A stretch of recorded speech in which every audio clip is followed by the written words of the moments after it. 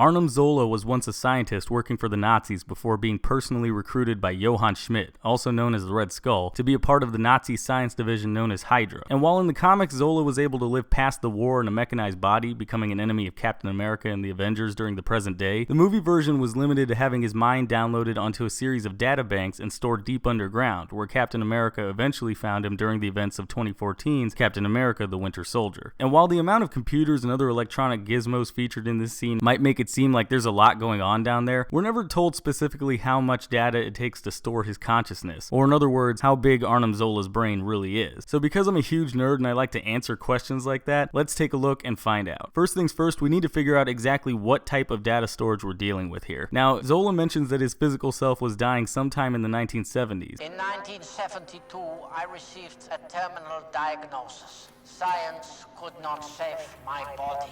My mind, however, that was worth saving. Which means his brain would have had to have been copied over around that same time period. So with that in mind, take a look at all the databanks in the background and all throughout this scene. You'll notice that they look incredibly similar to the tape drives made by IBM, which were the industry standard for digitized data storage back in the 1970s. Now these types of drives use a form of data storage known as magnetic tape to store all kinds of digital information back in the day. And because it was so readily available at the time, it stands to reason that that would have been the type of storage used by Zola to copy his brain. Just a quick side note for those of you in my audience who maybe weren't born around the time cassette players were still a thing. Magnetic tape is when you take a long strip of plastic film and you coat it with some sort of magnetizable material in order to store a whole bunch of different types of information, including music, videos, computer data, and even brains.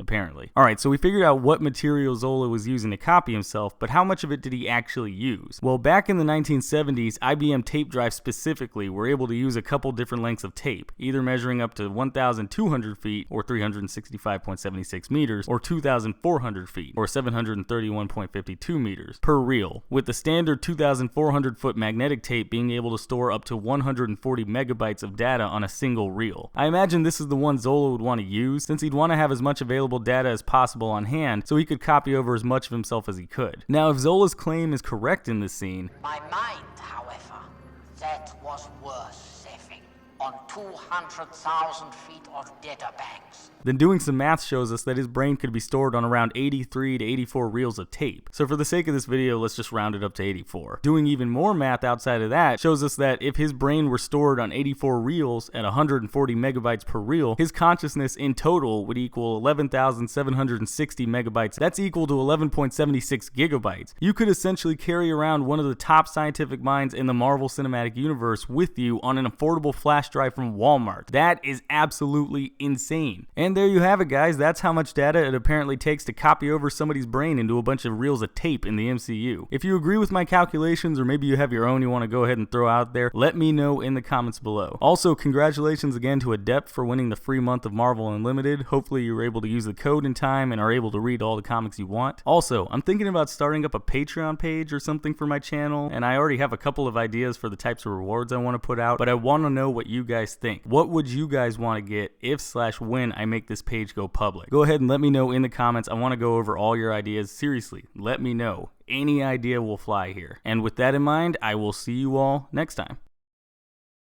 Hey, thanks for watching. If you liked the video, be sure to click that like button, maybe leave me a comment while you're at it, and go ahead and click that subscribe button. Also, don't forget to check out any of my social media pages. I've got a Facebook, Twitter, Twitch, and Instagram. All those links are going to be in the description below. And I've also got my last video right there in the middle of your screen. So if you want to check that out, go ahead and click it, check it out. Alright, and I will see you all next time.